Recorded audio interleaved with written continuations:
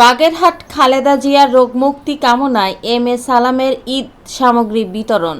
বাগেরহাট থেকে এইচ নান্টুর রিপোর্টে বিস্তারিত। শহীদ প্রেসিডেন্ট জিয়াউর রহমানের মাগফিরাত ও দেশনেত্রী বেগম খালেদা জিয়ার সুস্থতা ও দীর্ঘায়ু কামনায় শনিবার 22 মার্চ বাগেরহাটের বিভিন্ন ইউনিয়নে গরিব অসহায় এতিমদের মাঝে ঈদ উপহার বিতরণ করেন বেলায়েত হোসেন ফাউন্ডেশনের চেয়ারম্যান ও বাগেরহাট জেলা বিএনপির সাবেক সভাপতি বর্তমান সমন্বয়ক জননেতা এম এ সালাম। সবাই যার যার জায়গা থেকে এখানে ওয়ার্ডের নেতৃবৃন্দ আছেন, ইউনিয়নের নেতৃবৃন্দ আছেন, সকল বিভেদ ভুলে গিয়ে ঐক্যবদ্ধ হয়ে একসাথে আমাদের জনগণের পাশে দাঁড়াতে হবে, জনগণের কল্যাণের জন্য কাজ করতে হবে। শীত বস্ত্র আপনাদের মাঝে পৌঁছানোর চেষ্টা করেছি।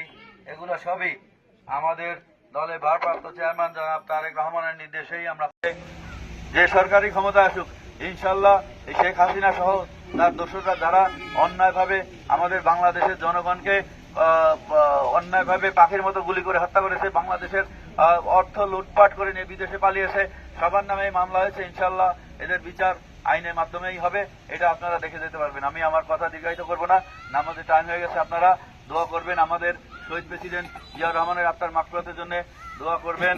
আমাদের নেত্রী বেগম খালেদা জিয়া, আপনারা জানেন যে উনি অসুস্থ, উনি কিন্তু অসুস্থ ছিলেন না, অসুস্থ ওনাকে শেখ হাসিনাই বিনা কারণে মিথ্যা মামলা দিয়ে জেলখানায় আটকায় রেখে ওনার উপর অত্যাচার জুলুম করেছে, যার কারণে উনি আজ অসুস্থ।